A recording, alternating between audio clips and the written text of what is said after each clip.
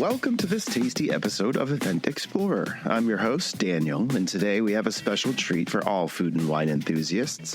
We are thrilled to have Michelle Meter, the founder of Fast Forward Events and the mastermind behind the now renowned San Diego Bay Food and Wine Festival with us. Michelle's journey in the events industry is inspiring and fascinating.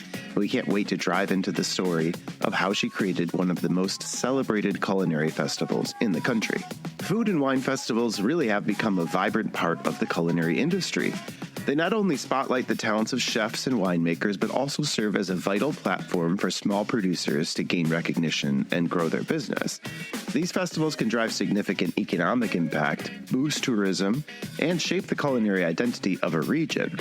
Michelle has taken the traditional format and now advanced it even through educational and cultural collaborations, ensuring that the San Diego Bay Food and Wine Festival is not just about indulgence, but also about learning and cultural appreciation.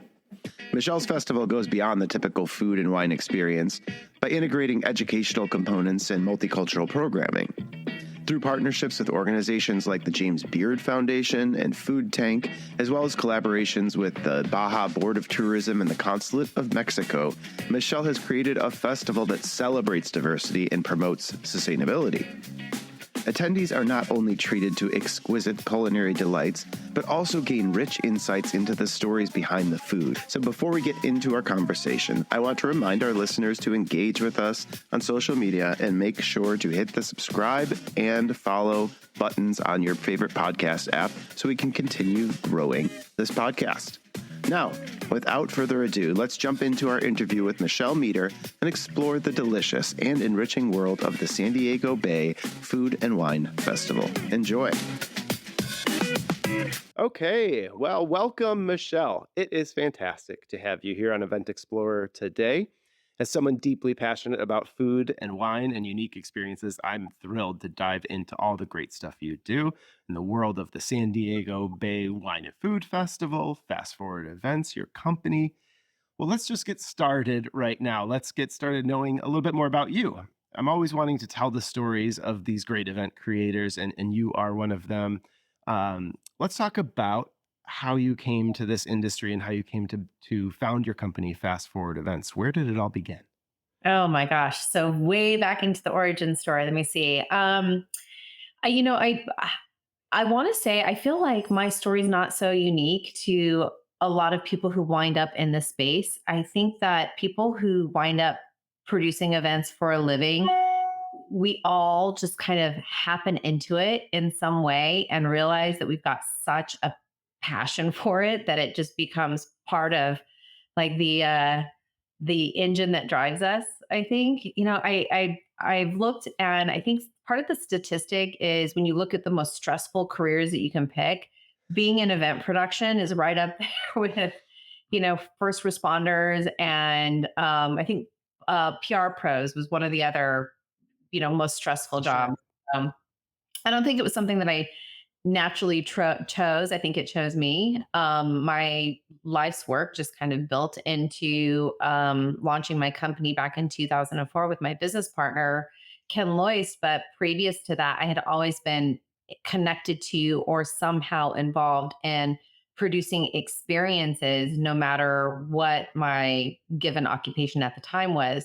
Like in my early career while I was in college, I worked for a bookstore and I was driving events on premise in retail. And then from there, went to work for a national nonprofit organization in their fund development team doing events there. And then, from there, it just kind of kept growing and growing. And I wound up for a while I was, had just graduated college and actually met my now business partner who owned a national, an international scuba diving magazine. He owned a publishing company.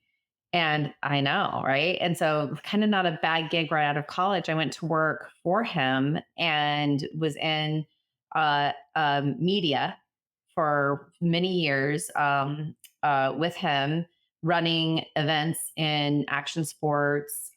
He eventually sold his business to a large publishing company at the time. It was Peterson Publishing, which was one of the largest specialty interest publishing companies. Um, And we wound up doing, the events just kept getting bigger, more involved, more integrated. Working with international, national brands and driving strategies that enhanced their media commitments with the publishing company that we were working with. So, all of that was, I think, the precursor to us looking at and identifying ways that we would ultimately wind up collaborating together and launching our business. We wound up producing a top 200 trade show um, in the scuba diving industry. It was the Diving Equipment and Marketing Association show. So I did B2B and trade shows for a while in my early career.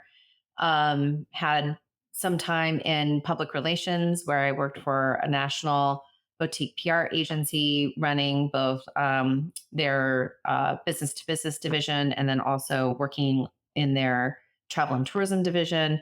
And I think all of that was a really great foundation when my partner and I started talking about starting something together. We had this I can't say we, I grew in a passion with wine. He had the passion for wine. When we started talking about launching our company, I was in my mid 20s. So I would go over to his house, and his wife's an amazing cook, and we'd sit down and he'd open bottles of wine. He'd start talking and educating me about what we were drinking. And he was traveling around and going to a lot of the wine and food festivals in the country. And I was tagging along at that point. And we came back and I was like, at some point, someone's going to start something in our market.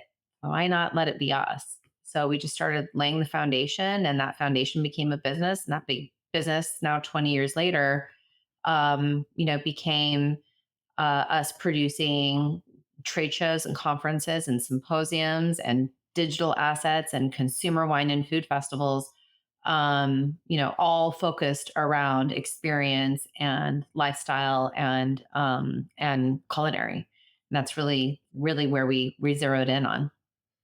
Man, and now you're producing this myriad of events and Yeah. supporting an industry that you've grown to love and has a lot of great characters in it. I love the idea of recognizing in the growing trend of food and wine events around the country. So, there's some big names in that. San Diego is now a big name in that, Vail and New Orleans and Charleston and South Beach. There's these kind of iconic shows, Mhm. which I imagine were some of those early ones that you visited and inspired you to create this event yourself. How can you talk to me a little bit about, I mean, it's intriguing from the title. I want food and I want wine. I'm going to come to the festival. How did you recognize kind of what this event stood for, and what are the pieces you needed to bring together to make the San Diego Food and Wine Festival, happen? And then let's get into a little bit of how it's unique and tailored to the area. Yeah. So, this was 20 years ago, which Mhm. I think sounds better than 2 decades, because when I say 2 decades, it feels, it ages me too Feels much. longer for some It reason. does. I know. I'm much, much happier saying our 20th anniversary. So when we started, there was a wine and food festival in Santa Fe. And it was just, and it still is going on. It's the Santa Fe Wine and Chili Fiesta. It's wonderfully produced. Um, it is one of those events that you go to where there's a true sense of place, right? It's not that you could like pick up and replace the content no matter where you are. When you go, you feel like you've arrived. You're somewhere outside of like going and attending an event in your own hometown. And it's beautifully produced. The food's always great, the wines are always spectacular, the events are solid. And so in our early iteration, we met with them, and they were gracious and lovely and helped give us a roadmap. And we took it back to San Diego, and we met with our restaurant associations. We met with a lot of the key constituent groups that we felt like we needed to have their support in order to do this the way that we had envisioned. We also worked with our tourism marketing district. We knew we wanted it to be held at a time period that was a need period for tourism for the city. And so we just, we started just kind of plugging along and laying some groundwork. I would say that over the course of the last 20 years, we've been evolving. We've been maturing and changing and looking at how we carve out our own unique identity. There are a lot of food and wine festivals out there. So, we're always asking ourselves, why would someone choose to come to us? And when they come to us, what are they going to remember, and how are they going to feel? And I think that where we're evolving to and where we're headed, I'm really excited for the future of this show. Tell me a little bit about, so people come from, people are flying in, people are attending, it's a tourism draw, but also a local draw. What's the audience makeup there? Are you bringing in, selling hotel rooms and Oh being yeah. that kind of draw as well? Yeah. So about 38% of our audience comes from outside of our surrounding market. The Fantastic. the city of San Diego, the Convention and Visitors Authority, the Tourism Marketing District have been phenomenal partners in helping to create this experience for the city, and they really do view it that way. We drive around 8,000 room nights for the city over the course of the entire week, and it has significant economic impact. And I would like to think that it really has helped shape the narrative over what dining looks like and what culinary tourism looks like for the city of San Diego.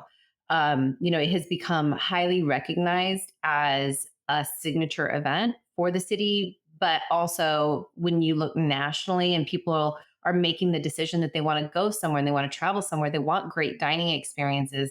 And this is part of the story that we get to tell now about what we call our bioregion. So it's San Diego County and then down into Baja and the Guadalupe Valley too.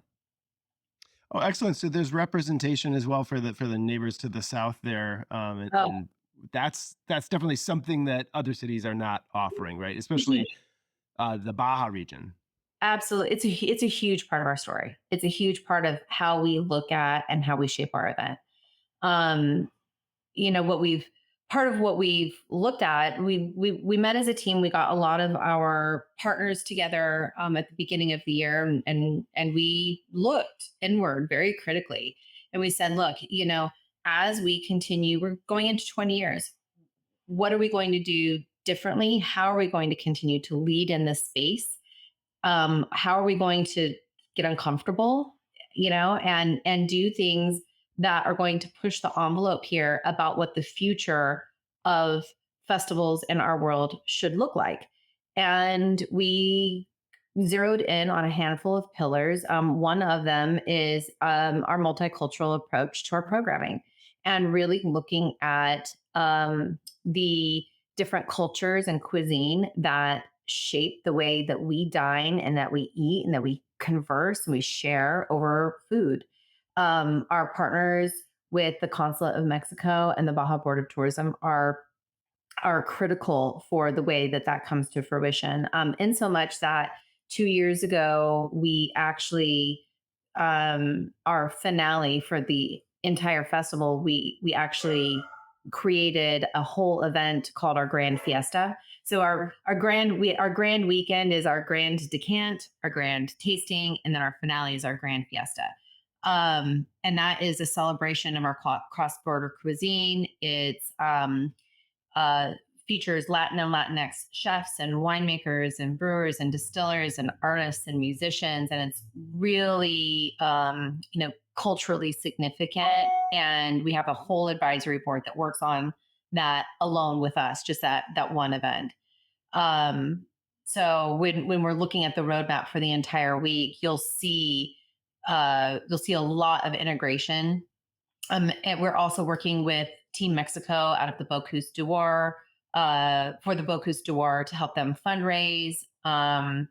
You'll see dinners and events and mezcal tastings and tequila education, and a lot of spirits from Mexico that wind up participating. So it just becomes a really robust part of our programming. But then also we're also really looking at our Asian community and a lot of the restaurants down through our convoy district and educating about the ingredients and a lot of the chefs and the partners that um, that work really hard throughout the year on their own establishments, how we help support them as well. So it So becomes this a big is part of the fabric of the event. And that then now we have a unique event that is specifically tailored to telling the story of San Diego through flavor, through wine, through culinary expertise. Incredible, and I love that.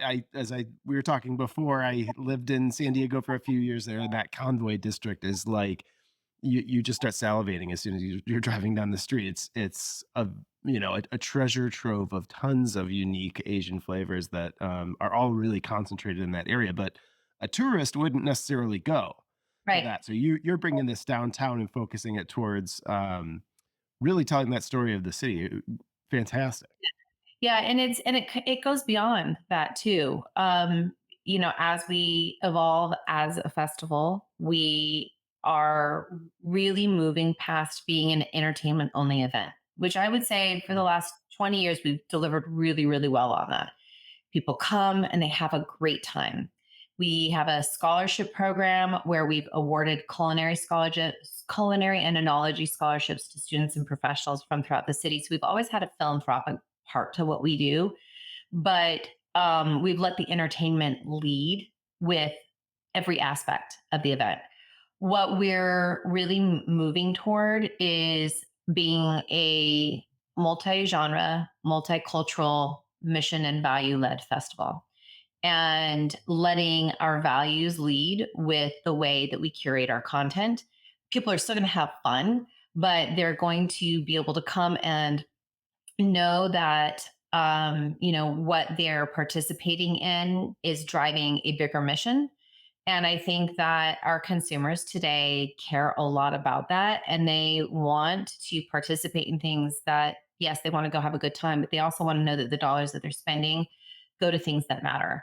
And we've partnered this year with an organization called the Food Tank. They're one of the largest global public policy organizations around the good food movement. Daniel Nierenberg is one of the founders of that. She's coming out to moderate 100 minutes of a summit in partnership with our NPR affiliate with KPBS around the good food movement. So we'll have journalists and celebrity chefs and farmers and fishermen and advocates and policymakers and for-profit CEOs participating in this really big think tank style summit that will then broadcast out. And the whole goal is to spark conversation and to inspire and motivate people to be part of a movement of change and to really care about where your food is coming from and understand and ask questions and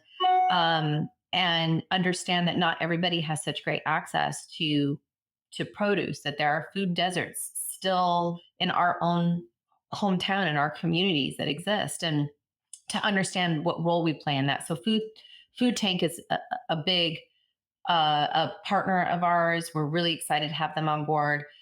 This year, we also partnered with the James Beard Foundation. So our opening night to one of our to our big weekend is a fundraiser for the James Beard Foundation. We're really excited about that because everything that they stand for, the organizations that they fund, really fall in line with the missions that we have as an organization. So we're super excited about that partnership.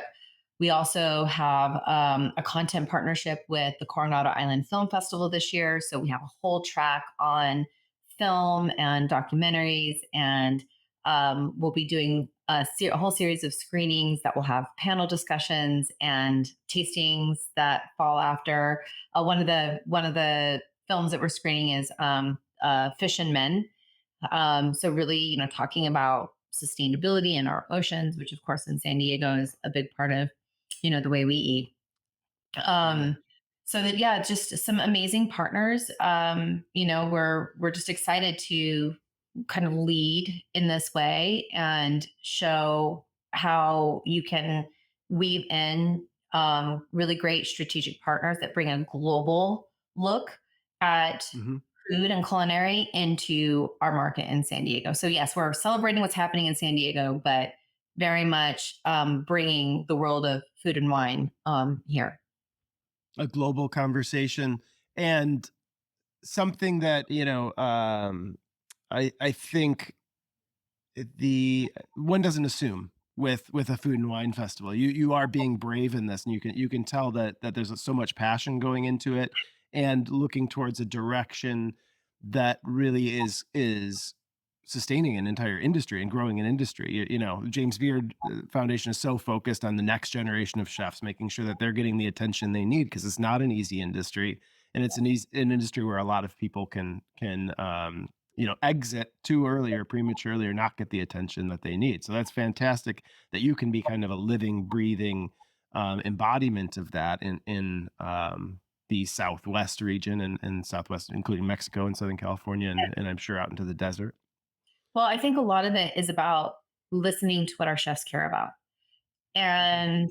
and not just our chefs, but our community. What do our farmers care about? What do our growers care about? We have really great advocates who keep us very grounded.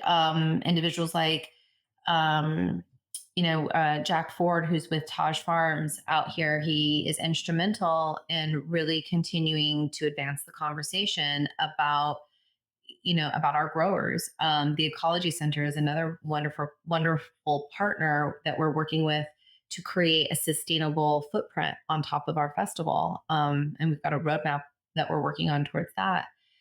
So it's about listening to what our community cares about and being okay with challenging ourselves to drive programming that will focus in on that and know that the chefs and the partners and the celebrities who join us do so because it's in line with their values and because they this is their life's work. They're passionate about it, and we're seeing that happen with a lot of the talent that's joining us to help lead in this conversation.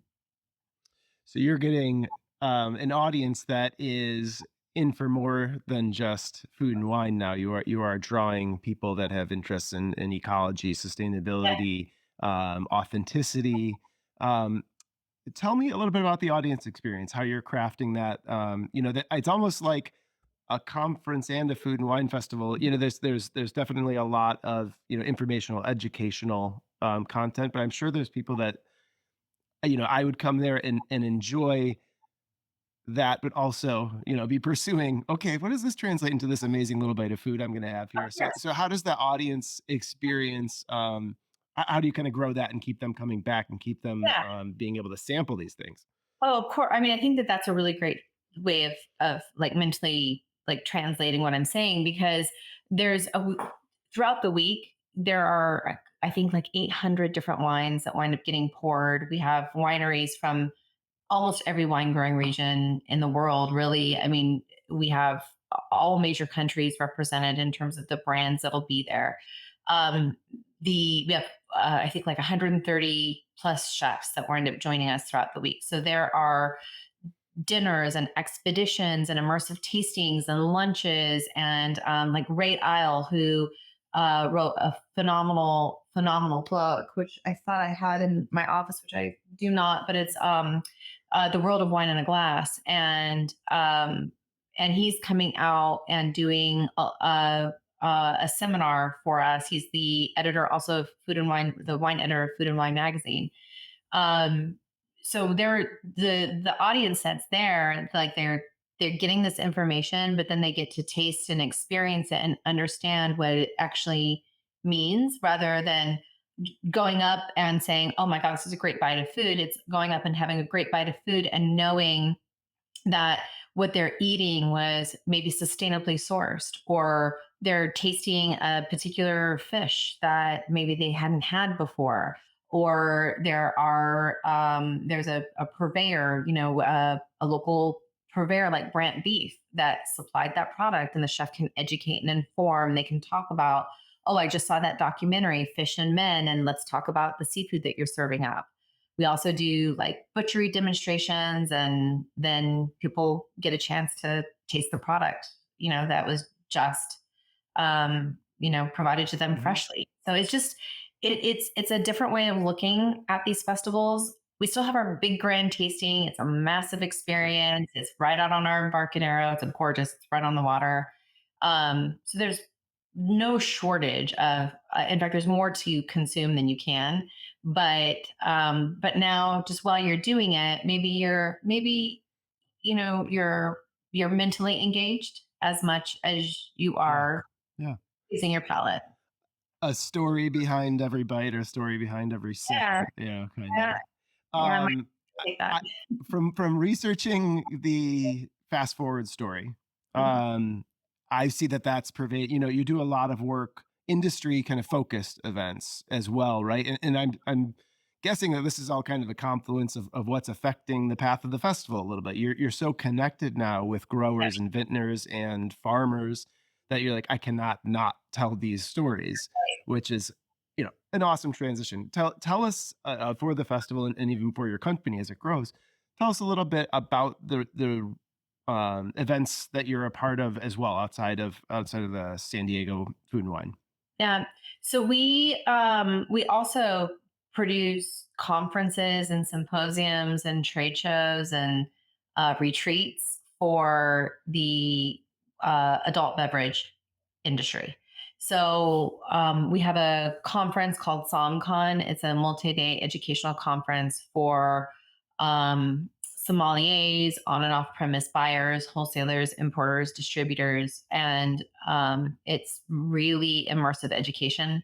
Lots of master classes and panels designed to help them elevate their palates. So a lot of times they're learning from and talking to a lot of the vintners and the growers and the winemakers about it might be like appellation specific or it may be varietally specific. So there's a lot of education that we're doing in that space, but also talking about the growth of the industry and where some of the trends are from a consumer buying perspective and helping them connect the dots between what is trending versus you know what they should be doing in terms of their buying patterns, right? So what what are the opportunities that exist for their retail environments, for their by the glass programs, what should be landing on their lists. A lot of our professionals too in these events are continuing their own education. So we for their certifications. So we provide a lot of like advanced learning opportunities for them as well. In addition to SomCon, we have a conference for the craft beverage industry. So these are independent producers of craft beverages. And for that, we're helping them learn about how this life's work that they've had in creating these products, these brands, how we help them go to market. So it's about learning what their distribution strategies are. It can also be about manufacturing. It's really kind of everything that the producer needs in order to create and then sell their product.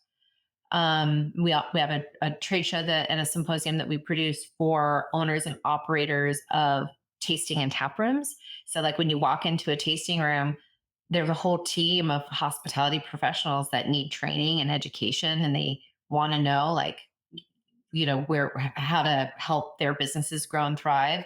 Most owners and operators of tasting and tap rooms are small business owners, and they're small proprietors.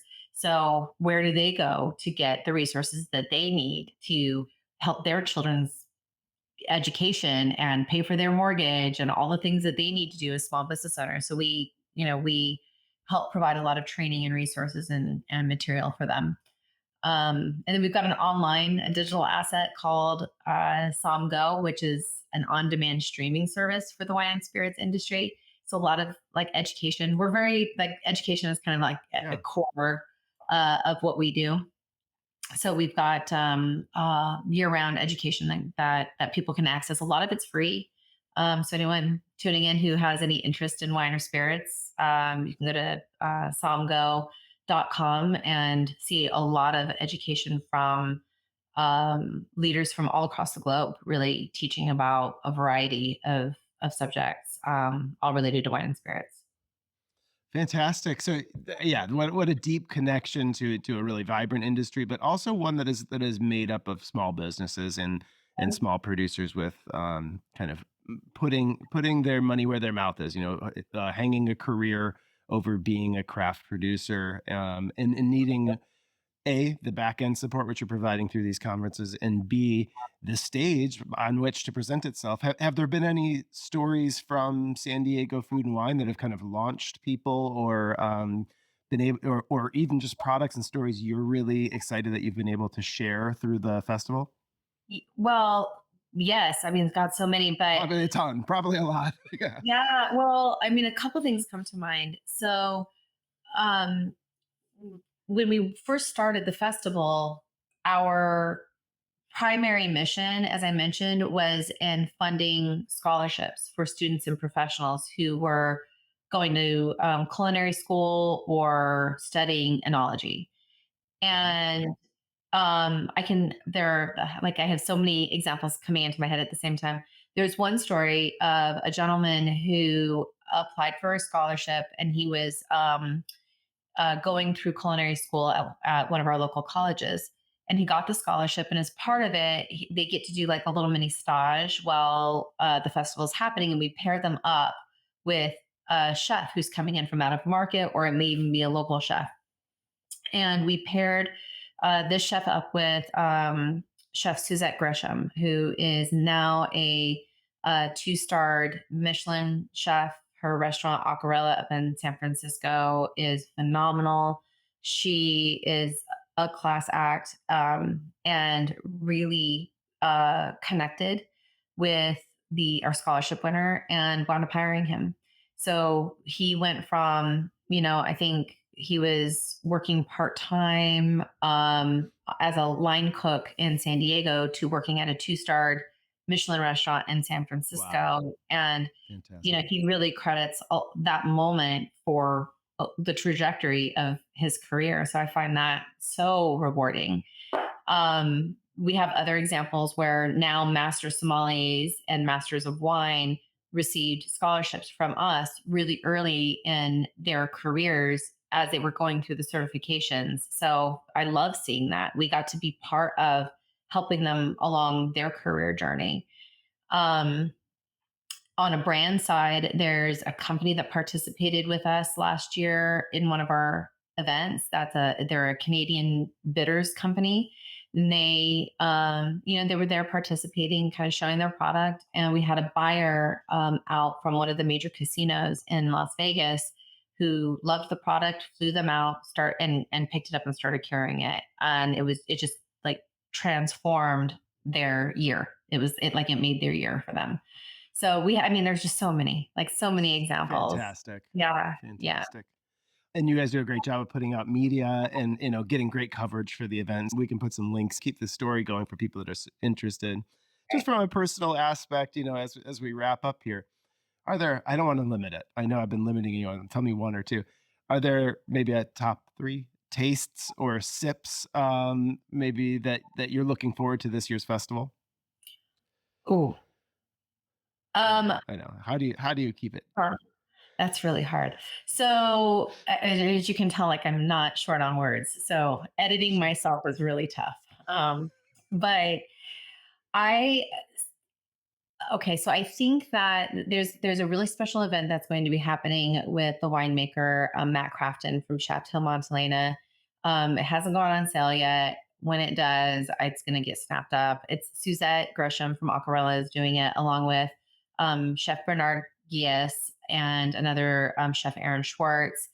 And it's going to be at a private residence in Rancho Santa Fe, which is just going to be kind of like over the top, really, really amazing and decadent. But it's going to be phenomenal because the winemaker is coming out, and he's going to be showing a lot of really fun wines. I think that one's going to be pretty special. I think that for me, my absolute favorite event winds up being our Grand Fiesta. Maybe it's the one because it's like it's the end and then our Of team's course. relaxing and we're kind of celebrating too, knowing that it's coming to a close. But I think that part of it is the food is just I don't know, like it's soulful. Like you taste it Mm. and you feel like you're in the chef's kitchen. Like I feel like I'm having something that if I were to go and sit down and be a guest in your home, I feel like you're serving me something with soul. And that event for me is like just bite after bite of just like a big hug. And Mhm. I love it so much. Maybe the like putting a bow on it because it's our 20th anniversary. We're doing something a little special. We are doing a 20th anniversary bash, and our focus is on the world's best bars program. So we have several bars from that program that are flying in to do some fun activations. So I'm really excited to be tasting all these cocktails from some of the world's best bars. So rather than us having to go to all these places to visit them, we're bringing them here. So Oh, wow. that's How fun is that? a few of my So, highlights.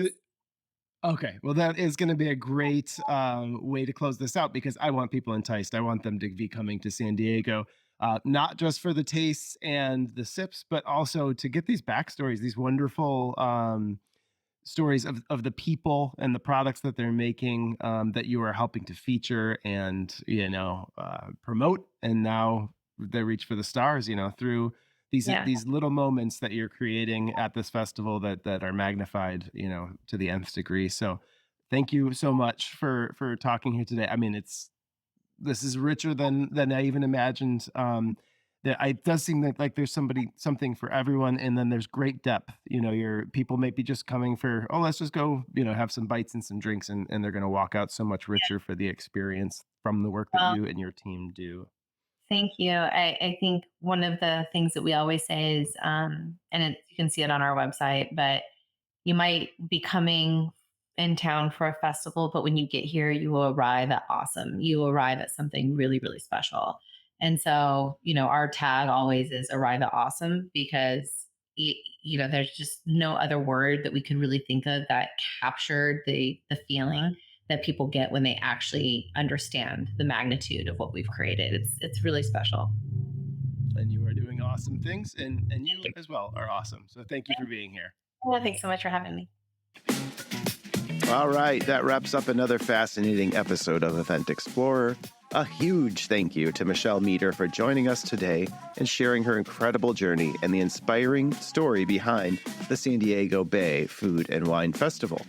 Conversations like these allow us to go beyond the surface and really hear the passions and challenges and triumphs of these amazing individuals who bring these spectacular events to life. If you enjoyed this episode and want to hear more in-depth conversations with these masterminds behind some of the world's most unique and engaging events, be sure to follow us. You can find us on your favorite podcast platforms or on social media. Your support through subscribing, sharing, and interacting really helps us bring these stories to life. So thank you for doing your part.